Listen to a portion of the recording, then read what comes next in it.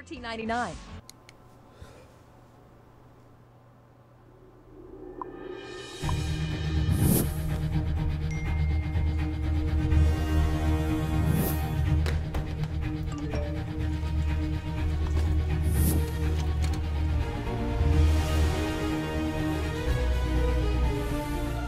Don't miss the call. Download Band. Communication made easy. Hello and welcome to the VIS Challengers Recap. It's a new split, and that means a reset of the Challenger Series, where 32 teams will be looking to battle it out for the top spot. Unfortunately, there's no Vainglory8 spot on the line this split, but that doesn't mean there's nothing to fight for, as the top team from the VIS Challengers will earn a trip to Unified Live Championship to fight in the Challenger Cup against the best VGL Challengers team from Europe. Week 1 is always an important set of matches, especially for the top-seeded teams, as they will be looking to rebound from their unsuccessful Challenge Battles matchups. Echo Fox was the #1 seed coming into the week, having finished just outside of the Vainglory8 in those Challenge Battles. They showcased why they deserve that seeding as well, as they made quick work of their first two opponents, the Last Rangers and the 17th seeded Unity. With Yazoo returning to the starting lineup, the team didn't miss a beat, and it was business as usual as they cruised into the third round with back-to-back 2-0 victories. This is likely to be game Kraken still working on these turrets. Vegeta will fall to Salada. We're going to try and get onto the Sanctuary. Doesn't want to walk into the portal, and that's going to be their death. An ace for Echo. Another team that was looking to rebound after a very underwhelming Challenge Battles was Tribe Gaming. Without picking up a single win against the bottom 3 Vainglory8 teams, there were questions about the mentality of this team, their synergy, and their drive to perform coming into this split of challengers. The team looked to be in much better spirits than we last saw them, as they handled both Team TAS and Autumn Leap rather cleanly, with Mixi, Status, and E36 all performing well. Tribe Gaming cannot afford to get complacent, however, as those were teams that they were expected to outperform. Their first real test will come next week when they face up against the 6th seed Nova Challengers, who looked like a dominant force in their first couple of matches. BlueStack's doing a good job using the Shatter Glass to push the advantage of the enemy not having much crystal defense yet. But as the game goes on, that's going to change very rapidly. And man, this fight's breaking out super quick. Big fight, the big knock-up stun from Tribe, and that's going to be the first kill onto Timbo. BlueStacks will get stunned up from a from hell. While Echo Fox and Tribe Gaming made it into the third round of the winner's bracket with ease, the same cannot be said for the #2 seed NRG. While many had this squad as one of the teams that would remain in the Vainglory8, they have recently begun to struggle much more than anticipated. With a starting lineup that is suddenly in flux, NRG made use of their entire roster and are even now looking to add to that roster. There will be lots of questions for this team going forward, as while they do remain in the winner's bracket, it required the full 3-game set in each of their first 2 series. With only 8 teams left in the winner's bracket, the competition is only going to ramp up even further, and NRG will have to step up in a big way if they want to represent North America in the Challengers Cup. He there didn't even care if he found damage onto the enemy. He was chunking out the turret so heavily, and man, Juan caught super far in, takes the portal. Oh man, Juan just got caught 1v3, found a kill, stayed alive. Week 1 was an overall successful week for the top-seeded teams, with one very notable exception. Misfits, seeded 4th overall, were defeated in their second-round matchup by the 13th seed Tilt Rehab, and will now have to fight their way through the elimination bracket. Another notable performance was Vision Gaming, seeded 5th, as they also looked incredibly dominant in their first rounds of play, and could be a contender as we head closer to the playoffs.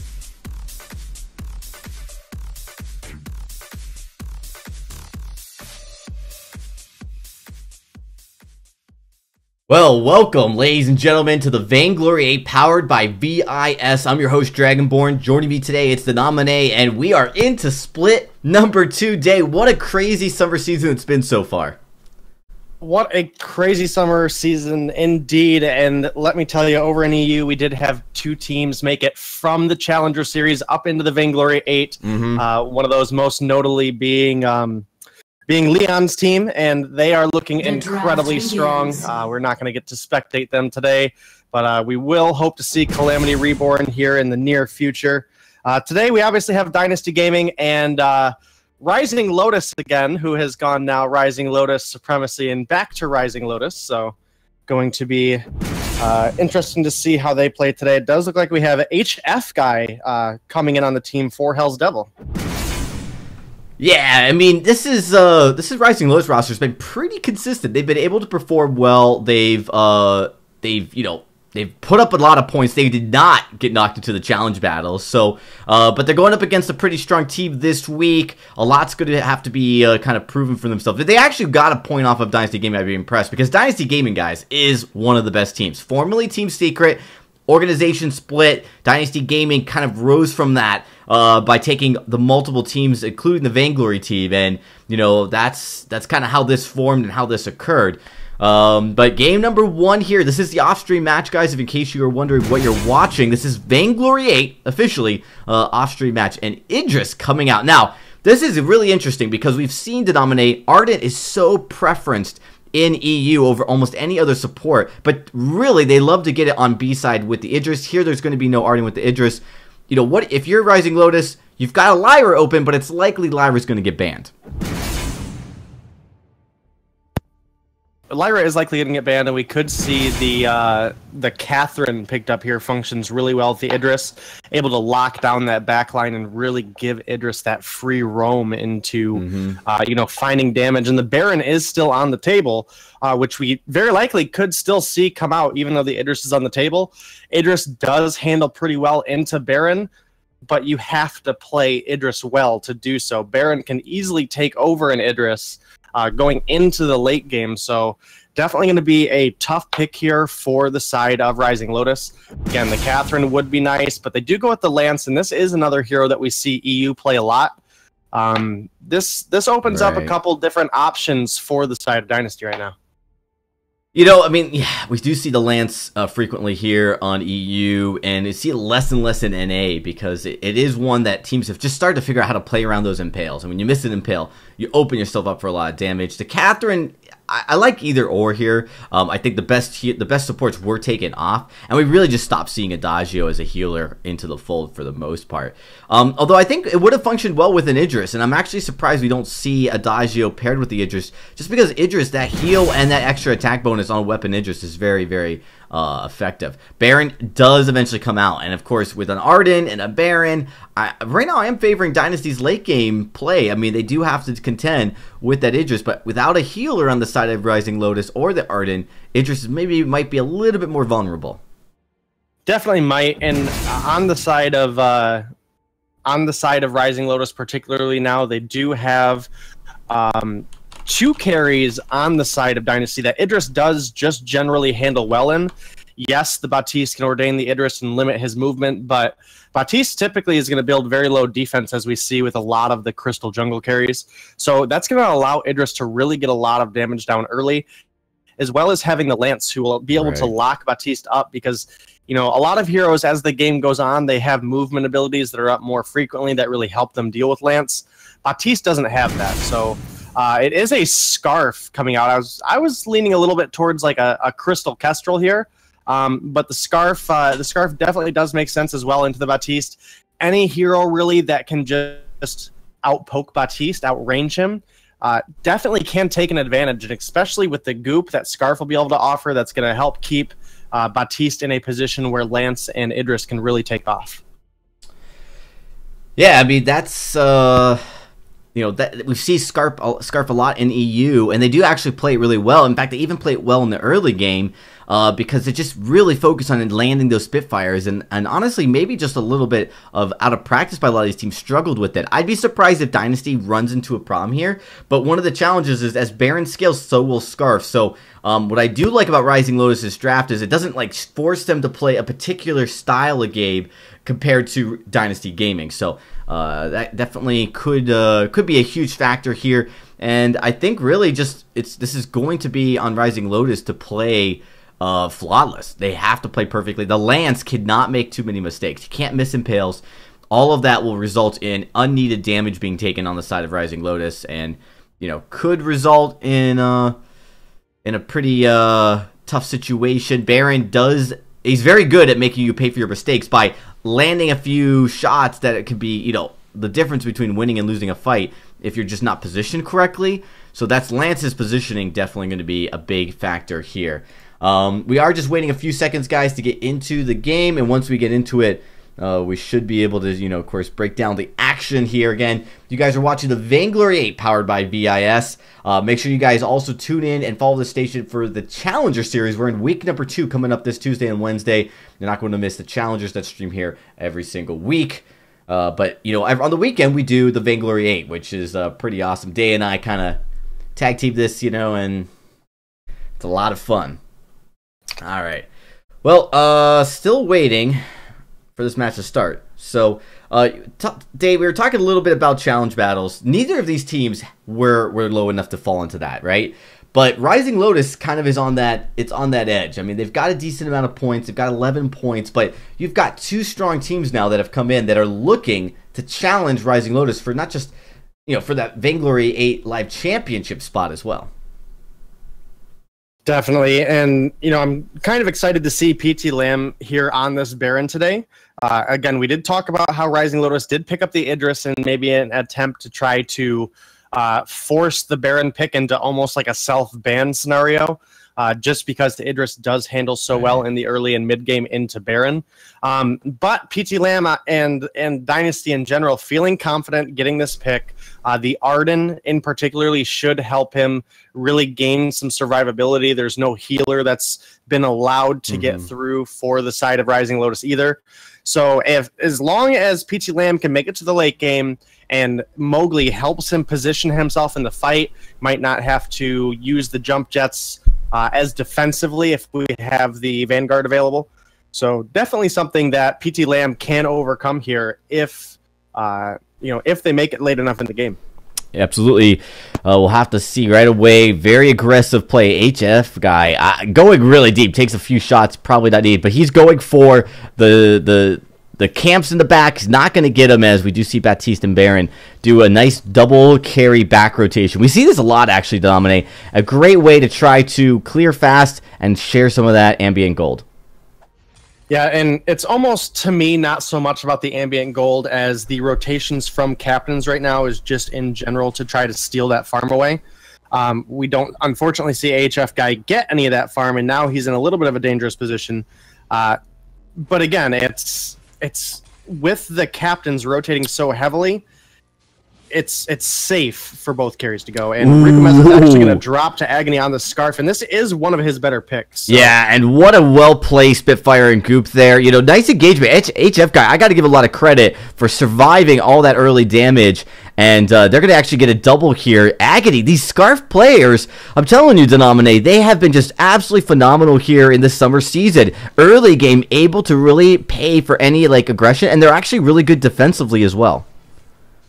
They are indeed, and that's something that EU has always really been good at. Typically we consider Scarf to be a later game hero, but there's, a couple exceptional Scarf players in Europe that will really take that aggression on early when they know they can handle it into the matchup. And Baptiste really doesn't do that much level 1 or level 2 damage. So Agony taking advantage of that, comes in, they find a double kill, and now Dynasty is actually looking to maybe be aggressive and pick up a little bit of that missed gold they had by those deaths. Well, they're looking to find Merciless in there. He does find a few Porcupine Mortars, gets tons of damage laid in, but he's going to get away. HF guy does a great job with the get the wall, pushing it back. But it is going to mean that Dynasty Gaming is still here pushing up this lane. This minion wave gets very close to the turret, as we do see Dynasty Gaming is going to rotate down into the jungle to the shop. Now, shop's still a few minutes off, but they're going to get this ancient healer treant, excuse me. And this is trying to just stay here in contention with the gold. Right now, Rising Lotus has 1,000 gold lead at just 2 minutes. It's pretty impressive. And if with a Scarf, if you could scale fast enough and get one of those, get that first tier 3 item in a fight first, that is a lot of damage that's going to come out of him. It definitely is, and again, a lot of this gold offset is going to be those 2 kills that Rising Lotus was able to find early. Obviously, we have the First Blood bounty, but kills are always worth something as well, especially since they were able to clean up a little additional farm on top of that. That's going to put Ricumeza just a little bit behind on his rotation just because he wasn't there to actually clean it out when it spawned. So that is that little bit of an edge that we see here in the jungle right now. Yeah, just a little bit of an edge. Rising Lotus going to think about going back into the Dynasty Gaming's jungle. Counter jungling, though, I think they're going to be stopped here. Arden and Baptiste there, full health, ready to go. Going to be trying to get this Ancient Treant. They're in great shape. Arden's here to contest. Mowgli looking to come down. Here comes the Baptiste, but they're not going to get it. It's going to go over to that Scarf again. And Scarf, man, you do not want to see an early game Scarf get fed like the way the Agony is getting fed here. He's going to be able to get that tier 3 item very soon, and when he does, it's going to be scary. Absolutely, and I'm kind of interested to see if we end up going towards the Frostburn first, or if we just go straight Shatterglass. Scarf typically will go Frostburn just to, be able to provide a little extra distance throughout the fight. But the Baptiste doesn't really have any gap closers, so we very well could just see a Shatterglass first come out of Agony and really just go for, like I said at the beginning, if you can out-poke the Baptiste, that's really your win scenario on a Crystal Jungler, is to just be able to stay safe, outrange him, be in a position that the bad mojos can't reach you, but the Spitfires will reach Baptiste. Well, those Spitfires have a lot of range as well. You see Baptiste and Arden there looking to come in, push down, kind of pull back. The shop is now available in the jungle, so it's going to mean that Baptiste and Baron can go back and shop, and we do see that Startle Blade come out. Agony does go with the Frostburn first. And this, there's a little bit of a controversial decision, like, right, when do you buy Frostburn first or not? But clearly he wants to have that early utility as well as a good chunk of damage. Frostburn does provide both. The only thing, though, is like it means that you're going to probably build into a Broken Myth or Eve second, so you're still not going to have that huge amount of damage that maybe a Shatterglass would give you. They do find the Baron with a root. Nice job. Goop comes down and a Spitfire. Baron has to rocket jump away. He does get away to safety, but not before taking a lot of damage. Yeah, and I can see the Frostburn working more so into the Baron than into the Baptiste. If he's able to keep Baron slowed down just even a little bit, that's really going to allow Mercilli's here on the Idris to be able to capitalize on Baron, to be able to keep him in the damaged kill zone. And, again, that's really where we need to be winning here. We need this early game to be a win. And Ricumeza getting rooted up and now looking to actually get saved by Mowgli. Fountain is burned, but Rikumeza's life is saved as well. Yeah, it was also the Ordain, right? He ordained the Scarf, so the Scarf couldn't Dragon Breath all the way through. Oh, but nice pickup of that tree end here in the top camp by HF Guy, stealing that away. So great counter jungling. Ion Cannon's going to come down, but it's going to be a little bit too low, so not going to be able to pick up any damage onto that Scarf. Scarf's, a little bit low, half health, so that would have probably been nice to land it. But Agony's just going to stay right up here. Takes a bad mojo to the face, but this is going to allow them to stay in the lane, push up to the turret.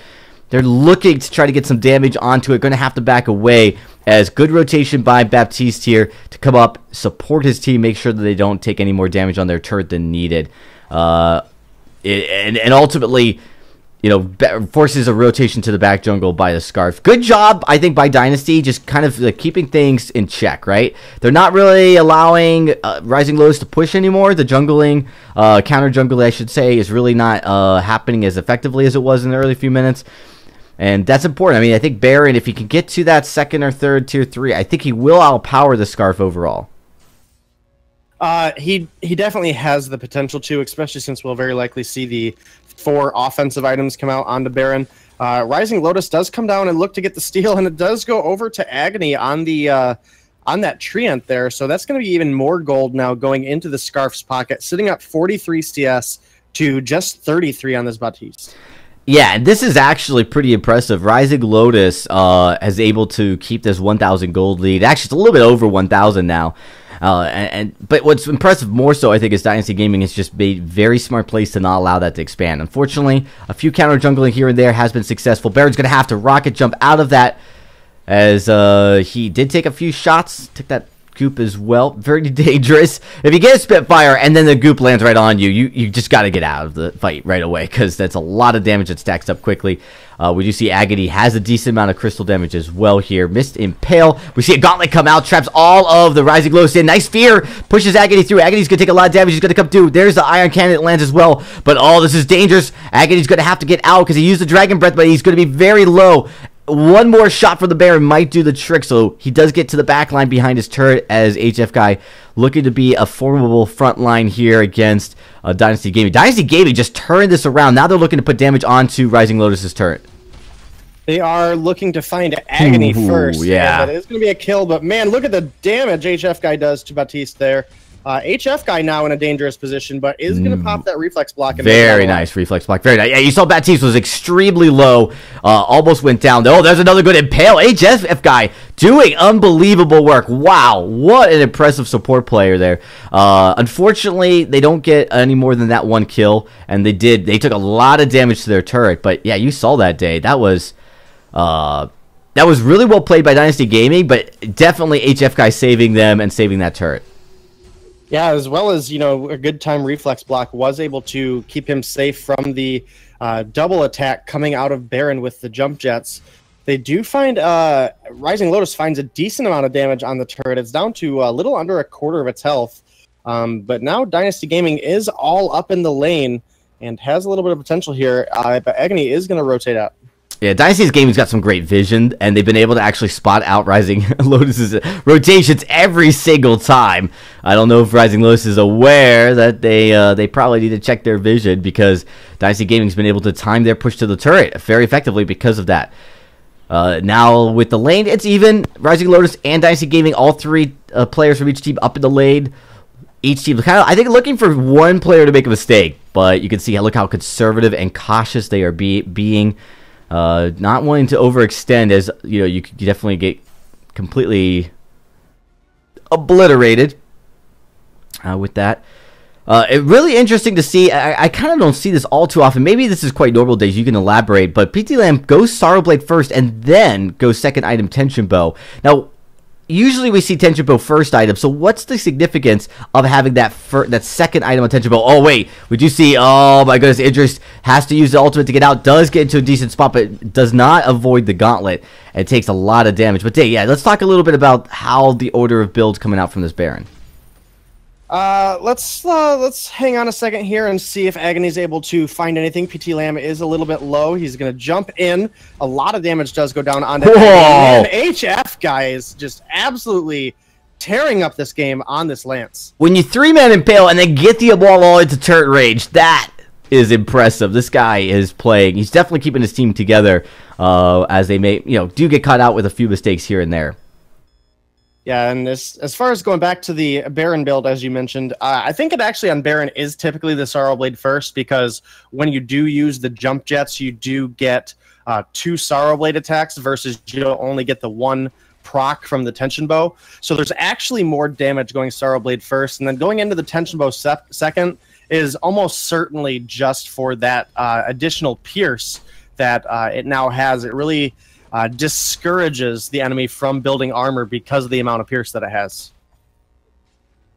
Well, it's good to know, and that's a really important thing to discern here, just kind of how you're going to play it. You definitely want to get those 2 to 3 shots off quickly to maximize your damage here.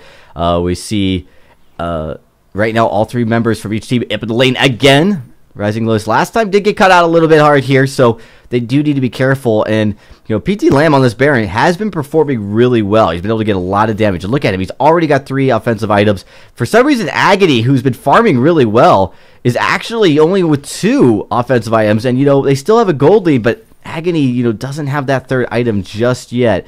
This is going to give a slight edge over to PT Lamb. Ooh, missed Impale. That resulted in a little bit of damage taken here, but so far these 2 teams look really, really close. And we thought this might be pretty one-sided, but man, Rising Lotus is doing a great job at staying with it. Yeah, HF Guy is doing an absolutely fantastic job moving into this captain role. He is filling the place this week of Hell's Devil.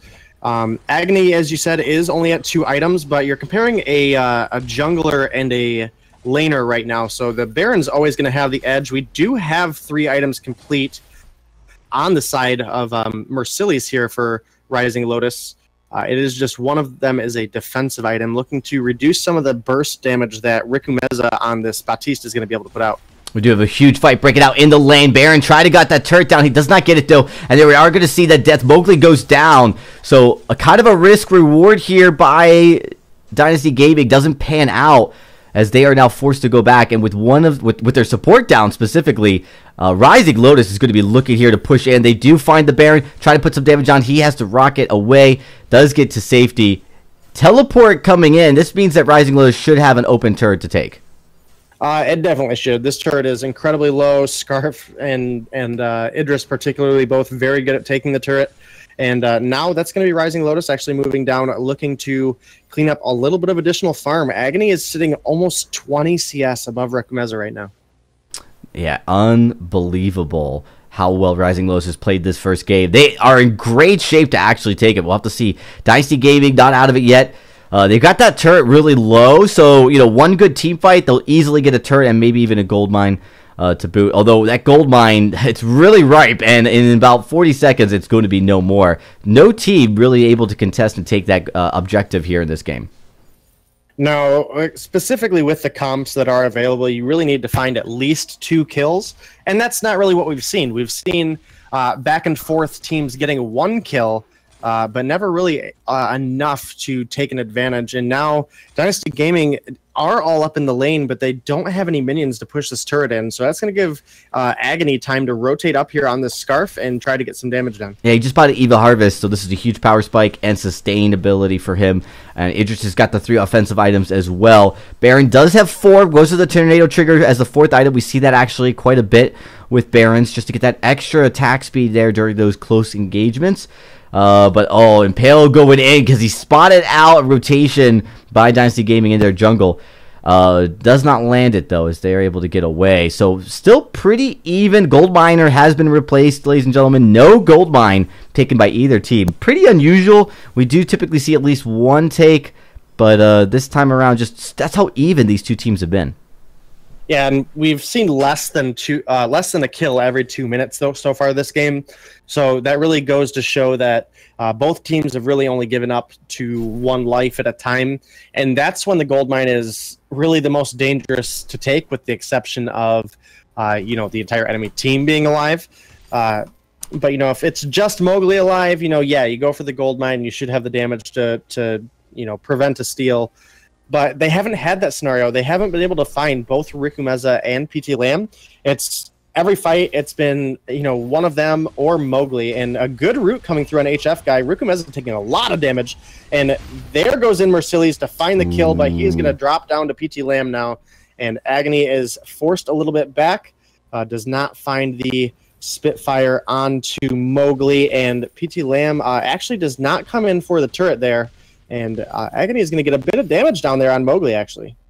Yeah, so a little bit of an aggressive play by the Idris as Mercillis does go down. He does get a trade, though, so that's actually really important. It means, again, another kind of even bout where Dynasty Gaming is not going to get a whole lot.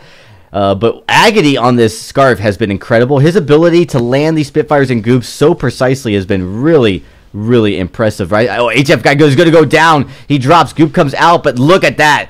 PT Lamb comes in really hard. That rocket jump is just going to absolutely devastate anybody on the front line. And with, of course, no support, this now looks like it's going to be the turret going this way. Dynasty Gaming looking to get back into this game. Definitely looking to get back into this game. And again, that's really going to be the power of Baptiste moving into the late game.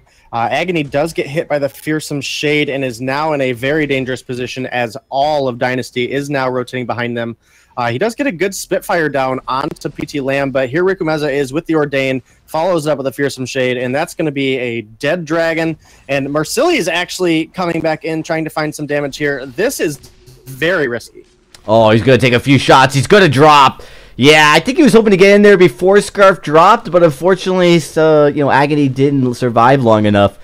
And of course, you don't want to stagnate your deaths like that. That's so risky. As even though you saw Dynasty Gaming was fairly low, they weren't that low. Not low enough to risk coming in there. And they turn on the HF guy. He's caught out. Looking to try to get out. He's unfortunately going to get stunned up in the gauntlet. One more shot should probably seal the deal for him. Oh, boots away. But takes another rocket jump shot from PT Lamb. And man, that's 3 kills stagnated perfectly plus a Kraken. Now you're going to see Dynasty Gaming could easily take this all the way. Definitely could, and because they cleaned up the ace, these 2 minions in lane should be able to clear out the farm pretty safely. They don't have to worry about a bunch of minions pushing their turret. PT Land does come up and clean a couple of them out for himself for a little extra gold, and has actually gone into a 5-item Baron build. He has Tension Bow, Double Monocle, Tornado Trigger, and the Sorrow Blade. And he is essentially looking to just be able to delete somebody, you know, immediately, and like that, just like the scarf, just like that. That is a lot of damage. 5 items, glass cannon. It's just, whew. That is insane. With that clear and with that damage, they should be able, with this Kraken, to push all the way in. They definitely could take all the turrets. Of course, Scarf's going to be down for 12 more seconds. He will come back up in time, but they could get another kill here in the meantime. They look to go in. There's a nice fearsome shade, pushes him back. It's blocked only by Idris, but Merciless is kicked away. He likes to go in one more time, trying to get on the Baron, but not able to get the kill. Baron does finally fall that time. Here comes Scarf's going to find Merciless. It's going to be Baptiste left, 2 for 1 trade here. They're going to get the 3 for 1. They do get it, and they are going to stop this push here. Going to get this Kraken as Scarf's going to melt it. But that was very close to nominate. You know, Rising Lotus now with this Kraken take finally is going to have 1 turret left. They're going to survive just a little bit longer. They are going to survive a little bit longer, and Merciless did a absolutely great play there. You know, he sees PT Lamb, you know, no defense, gets the chakram down, jumps in with the Shroud Step, finds a lot of damage, and forced PT Lamb out of the fight for a second. And that's what allowed Merciless a couple seconds to regain his cooldowns, jump back in, find the kill. Riku Mezda, though, was able to find Merciless. And now, you know, there's not really anything that Rising Lotus can do. Their wave is not pushed enough that they could have taken a turret. Obviously, the Kraken is not yet available. It looks like Agony is looking to take a bit of farm. And, man, he is incredibly far ahead right now, sitting up at 103 CS to just 59 on Riku Mezda. Yeah, Riku Mezda, you know, really, probably the only thing that Dynasty Gaming is going to have to be concerned about is their jungle, but Baron's easily making up for it. So Riku Mezda is just going to try to play as a front line. Definitely going to be looking to, you know, him and Mowgli both are going to be looking to soak up as many Spitfires as they can. They don't want Agony to be able to find any damage onto Baron because, again, Baron with no defense is going to take massive amounts of damage from both the Scarf as well as Idris. So if a Spitfire is able to land down onto PT Lamb, then Merciless should be able to jump in and pretty freely find a kill onto Baron. Pretty uncontested. You know, a fountain will come out, but again, the damage, you know, going out towards a no defense hero is pretty substantial. Yeah, it's just all about getting onto Baron before he gets onto you. You see, look at this, how each team, each player, cautious about their rotation, not trying to overextend. Vision coming out from both sides to keep an eye on the enemy team. As both ultimately, Dynasty Gaming going to have to just completely back away from that engagement. They don't feel like they could have gotten anything. And Baron's kind of risky, where if he goes in, if he takes a Spitfire and Goop on the intake, he will melt very quickly. So it's really important for him to be able to get in and get out as fast as possible. We do have the team split. I don't know if Dynasty Gaming knows this. This is very dangerous. Oh, they do. They're looking to come in. They're looking to rotate all the way down. There comes the Ordain. Gauntlet drops. Oh, but Agony's able to get out of the fight here. And Baron taking so much damage. He's going to drop. Idris gets the kill.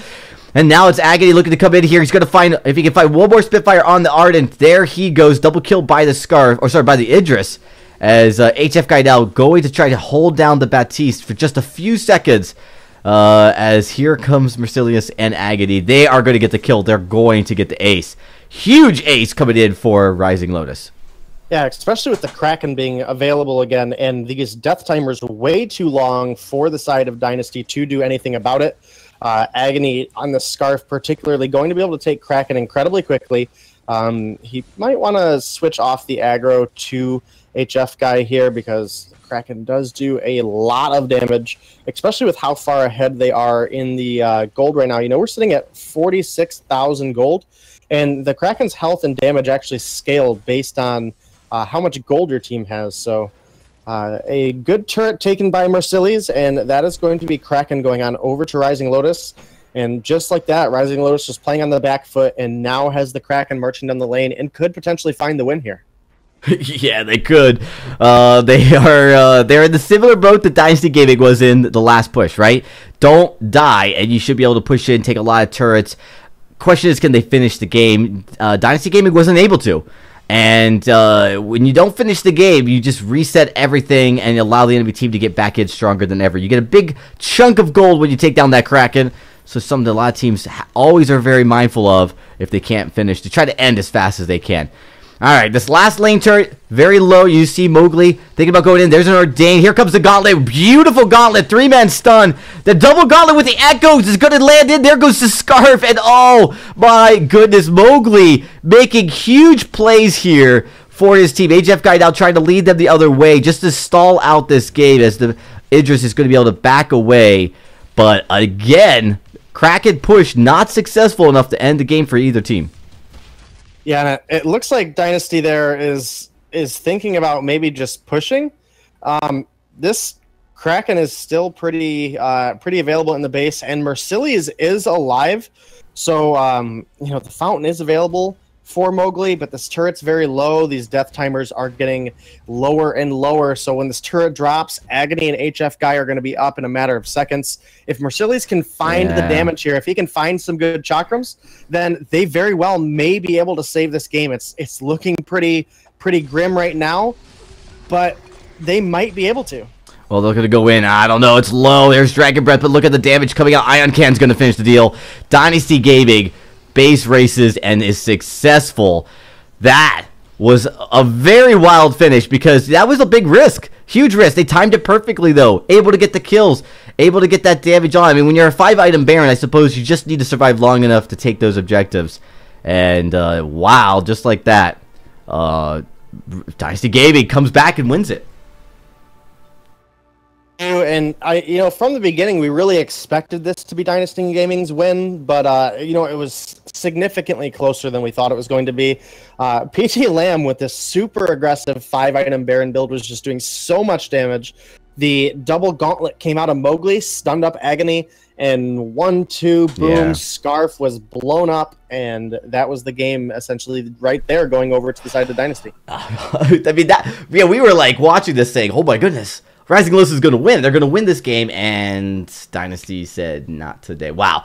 I mean, this is the problem, is when you take Kraken, if you're going to push for that game-ending push, and then you don't seal it, and you give up 2 kills, I mean, you can give up 1, but to give up a whole kill like that, when you've got that much damage on the enemy team side, is it's very risky, to say the least. Well, we're going to be getting ready, actually, for game number 2 here, guys, as we do look to get into this really, really, really close game. And I'm sure Rising Lotus is sitting there just absolutely stunned at like how they let this happen.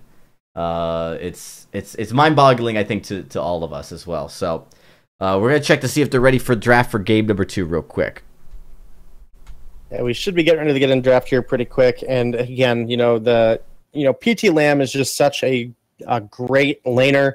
They see the Idris on the table. They have the Arden already, and that Arden is really what secured them the ability to take this Baron into the Idris pick, and it worked out well for him. You know, the game was very back and forth. It was very close all the way to the end, but man, that Baron, once he jumped in, somebody was dying. Absolutely. I'm gonna check in. All right, looks like everybody is in the parties, ready to go.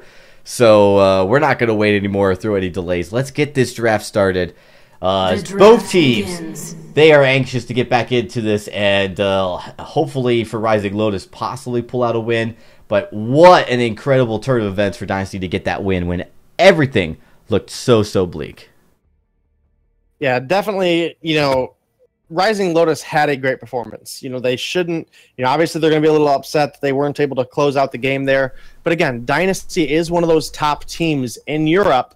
So it's definitely going to, you know, be something that they're obviously showing they can compete up here. They can bring their A game, and they can, you know, really push Dynasty to the edge. So this very well could go to a Game 3 series. Yeah, Dynasty's probably going to be forced to ban Baron here because Rising Lotus' Idris ban takes away one of those big counters.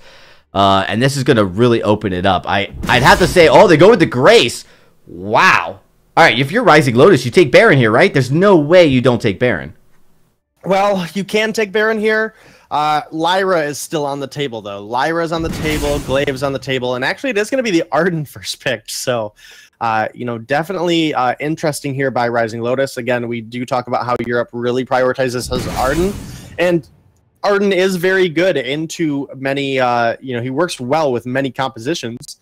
The Lyra is first picked, Mowgli obviously wanting to get that hero, and the Baron will very likely be banned here in the second round of bans, and that's really going to put a position for Dynasty is going to have to pick up something flexible here, or just something that they're so comfortable on that, you know, they can safely pick it up on B side. So we'll very likely see the Baron banned out here, and then you know, maybe a Catherine or a Glaive. It's actually going to be a Samuel. Now, this is interesting to me. This, I feel, is more targeted at Agony than anything. Agony in the first week had a, of the first split, had a pretty huge performance, actually, on this Samuel. And the Baron is, again, banned away. So that does leave a couple picks on the table now for Dynasty Gaming. Again, something flexible would be good here, or just something that they're comfortable playing into whatever. So we could see something like the Kestrel, the Glaive. We could see, we could even potentially, with this being Europe, we could see a Scarf pickup here still. This draft, though, is as it is the Scarf pickup, is so boring, right? Like, nobody wanted to take any risks on those first two picks, and that's like you had a Baron. I get it that you had Lyra and Arden that you wanted to prioritize, but you've got Catherine, you've got Fit, you got all these different picks. You just need something to deal a lot of damage. And so I like the Scarf, sorry, the Vox pick here by Rising Lotus. I think it's a strong laner, and it's likely going to be Scarf in the jungle, so that you won't have to deal with that. And I'm trying to think. I mean, you know, Kestrel comes to mind as a potential threat, or a Glaive in the lane. So I'd love to see a lane Glaive here against this Vox. What do you think about that? I think Glaive does handle pretty well into Vox because of his ability to reposition him. I'm not so sure about the Baptiste pickup. It happened to work out last game for Dynasty, but it wasn't the Baptiste doing well into the Scarf that had any impact on the game. It was strictly PT Lamb on Baron, was able to just absolutely take somebody out of the fight within a second. So I'm not in love with the Baptiste pick. I definitely think that we needed to go with something like you know, Crystal Kestrel would have been good. You know, we talk about Lyra having low defense. Crystal Kestrel is able to poke out Lyra, force out an Imperial Sigil early, force out a Fountain early. We don't see that same pressure with Baptiste. Now, the Baptiste will handle well into Blackfeather, but Scarf is going to be raining Spitfires in, and there's no hard engage to get onto this Scarf now. Yeah, I agree with you, and this is, you know, starting to look pretty good for Dynasty. I like, you know, obviously you got Lyra, you got a healer. The Blackfeather of the lane could definitely be a formidable foe into the Vox, but what really helps is his ability to get to the backline, get out of those Ordains as well. So that's something that, you know, I love to see Blackfeathers when you've got like Gauntlets and you've got Ordains. Blackfeather is slippery. He's really hard to lock down. And he could be that, you know, opponent that you think you got him locked down, and he just escapes right from you. So we're about ready to jump into this game. This is game number 2 here. Dynasty Gaming is up 1-0 over Rising Lotus, but in a fashion that probably could have gone either way for game number 1. Game number 2, we'll see if it's anything like the first one. So predictions here, Day? You think that this is, you know, when you look at this team, is this going to be a 2-0, or because Rising Lotus did play very well last game, or is the compositions for Dynasty so much stronger that it's going to be a lot harder this time around? I think the composition does lean pretty heavily on the side of Dynasty here. It was a very interesting draft, to say the least. Now, Mercilli's on this Vox does have a lot of potential in the late game, specifically into this Black Feather. And actually, PT Lamb opting to pick up a minion candy here, which is going to make it a little difficult and a little bit slower of a clear for Mercilli's in the lane. But, you know, going into the... And Mercilli's has one of his own as well. But going into the late game, Vox definitely can handle into this Black Feather. It's going to be all about the Scarf and the Baptiste matchup to me. PT Lamb does get a few shots onto Mercillius to try to help pressure him in the lane here in the farming. As you see, Mowgli does come rotating up here first, as able to keep HF Guy at bay as well. And this is a really important strategy when you rotate as support to get there first, because when you can push the enemy out of their own tribe bush, you really gain a huge advantage positionally, and you get so much more information on the rotation of the jungler if he comes up to the lane. Mowgli actually rotating down very quickly as you see Scarf has engaged onto Agony. Agony does hit level 2 though, so Ordain is up. He's choosing just to hold that in his back pocket, but here comes all three members of Dynasty Gaming, rotate down nicely, pushing back the Baptiste and Arden. Now they're going to open up this Ancient Healer Treant. They definitely are going to get that Treant pretty uncontested, as Agony and HF Guy did recall. Mercilli missed out on a couple farm in lane, but it's going to work out all right for him because it looks like PT Lamb is going to miss out on a couple of his own. Ooh, Mercilli's does miss the large lane minion there, so that is going to be... unfortunately, Mercilli's so far is a bit behind on farm. PT Lamb sitting back a little bit, but he has had a chance to shop now, which is going to make it much easier for him to farm here in the lane, as well as he picked up another minion candy. So he's going to be able to do the same thing. He's really going to be able to safely farm while pushing the wave out. And you know, again, Mercilli's wasn't able to rotate down. He was separated from his team. And that is Dynasty Gaming rotating up again. A Spitfire does find Mercilli's, gets a little bit of damage down, and now here comes Agony. Yeah, but a lot of damage comes in as they find the first kill. First blood going over to the Baptiste. Really all of the back of a fantastic Ordain. Ordain's right in the middle of a fight. Are really hard for the enemy to understand where it's placed and who's under it. It could get a little confusing. So great job there. This is going to open up an Ancient Treant for them to take here in the jungle. And kind of, I think, really puts the Dynasty Gaming back on their heels here. You know, I think Dynasty thought that, you know, they had a huge advantage and they were going to be very aggressive. But with that nice fight, it is going to mean that they have to be kind of a little bit more cautious, which definitely helps Rising Lotus here. Yeah, and actually, Agony did push the backs and was able to find another kill on Scarf with HF Guy. And realistically, this isn't what we should be seeing here in the early game. Scarf has been playing way too close to Baptiste, which is what's allowed him to get the damage down. Yes, we have the Ordain, which is going to give Baptiste the edge. But Scarf realistically shouldn't be letting Baptiste get that close in the first place. Yeah, I mean, that's the challenge. But of course, you saw that he was able to make him pay the price for it the last game, specifically taking out him in that way. So not too bad of a start here for Rising Lotus. They've started to find those kills, started to punished the Dynasty Gaming here just a little bit. Dynasty Gaming has a tendency to be a little aggressive early. The late game seems to be definitely a part of the game where they really improve. But you're absolutely right. Compositionally, it's not good to let this composition from Rising Lotus perform well into the late game. They have a potential to put a lot of damage, and Arden, of course, with that gauntlets, and I suspect he'll go Echo again, is going to be really good at able to lock down that Scarf, which is kind of one of the things you really have to watch out for if you are Dynasty Gaming.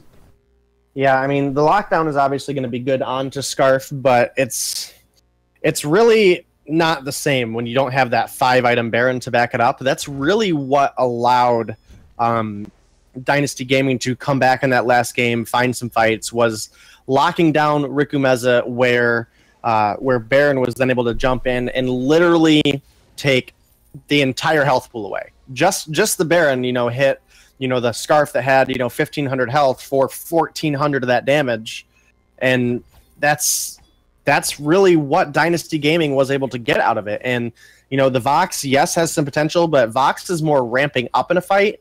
as opposed to just deleting somebody. So it might not work out the same. PT Lamb looking to get some damage down on Marcili's here in the lane, as well as Agony looking to maybe try to get a little bit of an invade down. I didn't quite see if they were able to get that CS.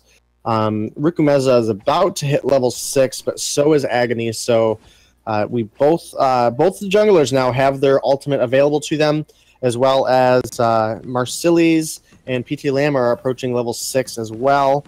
About halfway, so not quite there yet, but definitely going to be there soon. What's impressive is Agony, although he's behind in CS by about a good 8 CS, is actually able to get that first tier 3 item. So he's got the Shatter Glass, does forgo a little bit of utility defense, but all the same gets that damage, which is something that the Scarf needs to be extra careful about. Merciless does take a little bit of shots as he tries to rotate up to his turret here. Baptiste looking to get contested here on this tree. He's not going to get it. And Dynasty Gaming now just trying to find every single little chance they can to take things away from Rising Lotus to stop this early lead that they have. Yeah, and it's not a huge early lead despite having 2 kills. We are only sitting up a couple hundred gold, and that's going to change as Rukumeza finds his way through his jungle. Again, the composition that Dynasty Gaming has put together to me is just a stronger lineup going into the late game. They're handling it well, though. You know, it's Rising Lotus again does have that little bit of an edge. It's not much, but again, as the game goes later on, the Scarf should really start to take over these fights pretty quickly. Yeah, position will be a big factor, so that will play into it. We have seen the Arden very effective into the Scarf from last game. So actually, HF guy is probably very aware of that, and I actually expect him to kind of utilize possibly an Echo late game as well for that very reason. One of the things that I'll say though is there's not a lot of lockdown. Like there's not a lot of lockdown by either team. Particularly on like really strong stuns. But Rising Lotus, they do have 2 very strong crowd controls that when used correctly could be game changing. And for the side of Dynasty Gaming, there's not a lot. So the reason I bring that up is Vox, it really is, if you don't get the ball work on him, Vox is going to be able to just dance around these fights. And, you know, if you're trapped between a double helix gauntlet, you're really nowhere to go. And that is definitely something that Dynasty Gaming will have to be extra sensitive to going into the late game. They definitely will. And, you know, again, I don't think the Arden is going to play the same role in this game going into the Scarf as it did last game because, again, we don't have the same potential to just immediately delete somebody from the fight. Merciless has decided to go with the Sorrow Blade now instead of the Tension Bow, so that is going to provide him a little bit of damage here in the early game, but maybe not going to have that same pierce going into the late game, which is, you know, very likely what he's going to need, especially as PT Lamb gets closer and closer to that Atlas Pauldron. Yeah, they are trying to get to that point where they can deal with the Vox, because the Vox is going to have a lot of attack speed. It does have the Sorrow Blade and the Poison Shiv as well. And so far, again, this is something we saw from game number 1. Very conservative as far as how teams are rotating here. Neither team really wanting to commit to an outright fight unless they feel like they have a clear advantage. Both teams looking to definitely get some poke potentially. Baptiste should be able to get a decent amount. Scarf, I think, you have to imagine that's the intention, to get some poke early before they commit to a fight. But again, one of the things is, it depends on the HF guy. If he goes in with a gauntlet, he's really going to be key to initiating these, and then the Ordained to follow up. So either Baptiste or the Arden could initiate the fight, and that would be very huge if they could initiate correctly. You see right there, look how much damage the Scarf takes from that bad mojo. Good to heal up thanks to Lyra, but it's key here. If Arden can just find the right position here to get to the gauntlet, he could trap easily 1 or 2 members here. Mowgli going to have to wait for the Ordained to drop as he got trapped in it. And then both teams just backing away. So neither team really looking to be super aggressive. Yeah, it's going to be hard to lock anybody down with the gauntlet. Unless if we do go the Echo route. Scarf does have a reflex block available. There is a Crucible available on Mowgli, and there's not really too much, as you mentioned, crowd control they really need to block. So there is potential for a Crucible to be used as a block as well. PT Lamb's obviously going to have his 2 charges of his Rose offensive, which will help him get in and out of crowd control. So it is going to be very difficult for HF Guy. However, if they can bait out, either the reflex block or the crucible early, that's where he's going to need to capitalize with a good position on his gauntlet. So they have the potential. They're just going to have to play it right, and it's going to be difficult. Yeah, and just with neither team wanting to be super aggressive, it's all going to come out about engagement here. I actually think Rising Lotus has the better engagement tools. You see, there's a Black Feather goes in. Here comes in. All nice job, but Gauntlet blocks him out, but they get the kill first anyways. As you see, pushing in. Look at the try. They're going to get killed number 2, so Gauntlet or not, does not matter. The damage coming out right now of Dynasty Gaming, just too much for Rising Lotus to handle, and unfortunately, this is likely now going to be a pushed up wave. They could easily take a good chunk of this damage on the turret. Actually looking to go all the way and take this turret for Dynasty Gaming, first turret of the game. Yep, and that's going to now swing the gold lead in their favor a little bit more. They had started to take a little bit of a gold lead here in the last minute or two, but the turret goes down. That puts them further in the lead, and now it looks like this full gold miner is going over to them as well. And now we are sitting up about 2,000 gold on the side of Dynasty. Yeah, huge lead with the scarf. It's looking very bad. I actually see, yeah, you see it too. Hell's Devil is in the chat. He didn't see game 1. Maybe that's for the best. I think he would have been extremely depressed to see the results. Rising Lotus, so close to taking that game. So close. Just falling, well, 1 team fight short. Yeah, fell 1 team fight short. And actually it was both teams with all turrets down, and fortunately for the side of Dynasty, they were able to find a closeout on that game. Again, the Gauntlet stunning up Scarf, the Echoed Gauntlet stunning up Scarf, and finding the kill with the Baptiste is what ended that. And man, actually, Rising Lotus looking like they're winning out on this fight here. That is PT Lamb dropping, and now Rikumeza and Mowgli very, very low. It's going to be difficult for them to sustain here with Agony being so healthy. And Marceli's is healing up off of the lane minions there, so definitely have some potential here. And now they collapse onto Mowgli. That is going to be a dead Lyra if they can find one more hit. Vox does find it, but takes a little too much turret aggro and is going to drop himself. Rising Lotus does find the first turret, and again, Dragonborn, this game is a little slow in the early game. This series, at least, both games have been a little slow in the early game, but the team's looking very evenly matched up. They really are. These 2 teams, head-to-head, have been playing probably the closest games we've actually seen here on the off-stream matches. Typically, these are blowouts, and there's a legitimate chance Rising Lotus can get back into this game and push us to our first Game 3 that we've seen during the off-stream. So I am definitely excited for the potential. It does mean, though, that we'll have another whole game to cast if that does happen. And right now, it's really hard to say how it's going to go. I really like how the engagements coming out of Dynasty Gaming have looked. They've looked great. In fact, that last portal from the last team fight was actually able to completely reposition HF Guy. But the problem is if they don't properly get the damage, if they don't focus during that portal in, then they do give up the opportunity for the Vox to reposition. They, like we said before, they don't have a hard engage. So if Vox gets out of the Bright Bulwark, he's really going to be able to just continually dance back and forth around the scarf. Yeah, and PT Lamb is really going to be a huge threat to Vox moving forward. Mercedes has gone with the breaking point, but PT Lamb now has an Atlas completed as well as Mowgli. So if those Atlases are both able to land, that's really going to take away the advantage that Mercedes should have going into Blackfeather. And actually, they are able to find a Crystal Sentry there, and now Rikumeza turning around with the Dragonfire, ready to get some damage down. And this team fight is looking very, very close, but it is looking to go over to the side of Dynasty Gaming.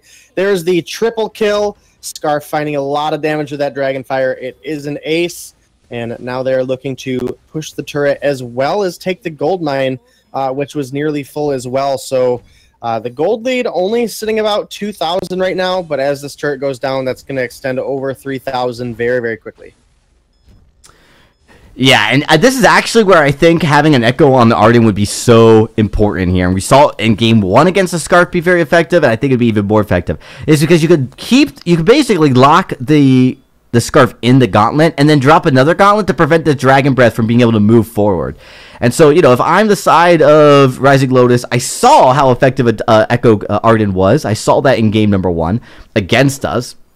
Against the team, and then I have to imagine that would be a very smart strategy to go with. They do look to get onto Agony. Oh, here comes another Dragon Breath Theory. Fearsome Shade does a great job at pushing them back, and there's the Ordain to keep him locked in, but unfortunately, Baptiste is the first to fall.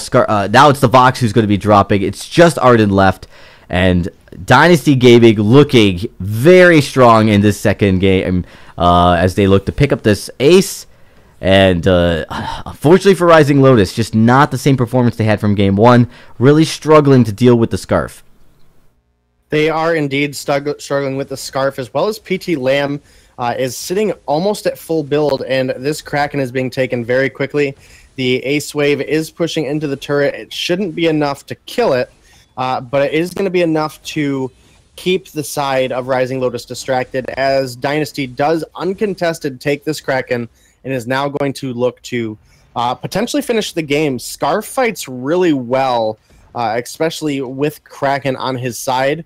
We talk about how Sky is maybe not the best pushing, against a Kraken, because the Kraken can soak up so much forward barrage damage. But Scarf now has that huge Kraken just sitting in front of him. He's able to rain Spitfires in from well in a safe range. And that turret actually is going to drop a little bit before the Kraken gets there. However, Kraken is going to take the damage still.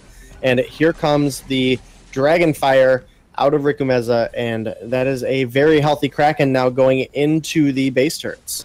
They still have a gauntlet available. Arden could try to zone out here. Of course, this turret is going to be dropping as the Kraken's very low health. Nice job. Puts the gauntlet down, repositions, pushes them away from the Kraken, pushing the turret. Vox, though, takes a lot of damage here. Has to be very careful. The Triad actually gets eliminated here as he's pushed up. This last turret is very, very low. It's going to go down right there. Kraken's full health. Dynasty Gaming looking like they're very close to taking this game. Oh, what? Wait, I don't want to speak too soon. This could go either way here. They are trying... Oh, no, they didn't focus on the Kraken suit enough. And that's unfortunate, Tate. Yeah, it was a pretty close fight there for the side of Rising Lotus. However, the Kraken was very, very healthy. Scarf was able to fight safely around the edge of the fight. And Rikumeza doing a great job on the Scarf this game. And that is going to be a 2-0 victory going over to the side of Dynasty Gaming. Again, this was the, this is one of the top teams in Europe right now. I don't think anybody really expected this to go any other way. But Rising Lotus did have a pretty massive performance in both Game 1 and Game 2. They really made the games look fairly even, despite not maybe being up there with, 19, 20, 21 points like Dynasty Gaming. Yeah, and I was really impressed with HF Guy's Lance. That was some very strong Lance play, and I was really skeptical on the Lance pick, but he specifically was able to put a lot of crowd control and land it consistently. And it arguably was one of the things that actually kept his team in the early game for most of that. Unfortunately, they didn't get the victory in that game 1 as well, and they now drop game number 2, and unfortunately don't pick up any points here for this week. But I gotta say, Rising Lotus looked really, really good. We know Dynasty Gaming is one of the top orgs in Vainglory8 for Europe right now. So, just a battle of two teams that were just very, very close. Just unfortunately for Rising Lotus, they fell just a tad too short. And we're not able to pick up the victory. But man, were those are probably our most exciting games we've seen. Those were the closest, absolutely, with Rising Lotus in game number 1 almost getting the win. Yeah, that was incredibly close game 1. And again, like you said, specifically HF Guy on the Lance in that first game looked absolutely amazing. We both sat there in the draft and said, I don't think Lance is the right pick here. There's so many better picks in this particular spot. But he does pick it up, did a great job, found several opportunities where he found triple impales, triple Githian walls, and again, that came down to a base race. That game was incredibly close. And even at the base race, the side of Rising Lotus came up in time to almost stop it. I mean, they definitely needed a couple more seconds, which, as close as it was, you could consider the fact that Dynasty did stick around and do about half of the Kraken's health before they really decided to go for the base race. But again, PT Lamb on that 5-item Baron was just able to do so much work. And if we would have seen a typical Baron build, with the Aegis and then 4 offensive items, they might not have finished there. They might not have finished that game. Well, it's so hard to say either way, but I definitely think if you're the side of Rising Lotus, you should actually look at this week as encouragement that you played some pretty good games and fights, but just cleaned up a few small things. Maybe a little bit of a change. I would have loved to see Rising Lotus be a little bit more aggressive in the draft. I thought they had the ability, especially on B side. On A side, they could have first picked the Baron. And I just think you first pick it, and there's so many available supports in that position that, man. I think they would have had a really good performance. Either way, regardless of that, definitely hats off to both teams. This is the end of our stream here for Europe. We're going to be back in just a few hours for North America's off-stream match during the Vainglory8 as well. You've been watching the Vainglory8 powered by VIS. And again, I'm Dragonborn Denominate. We guys say goodnight to you guys, and we'll catch you guys in a few hours for NA. See you guys later.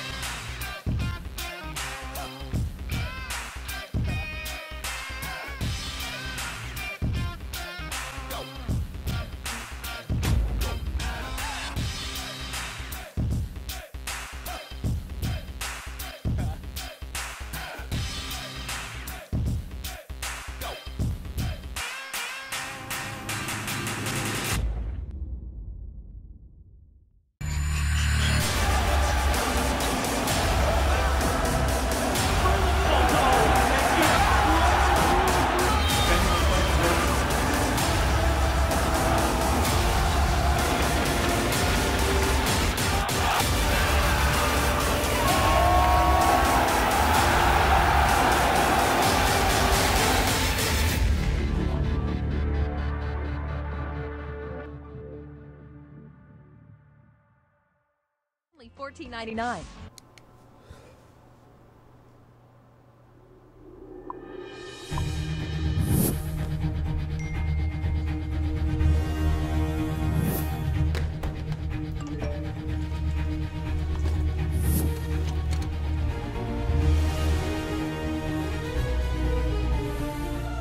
Don't miss the call. Download Band. Communication made easy.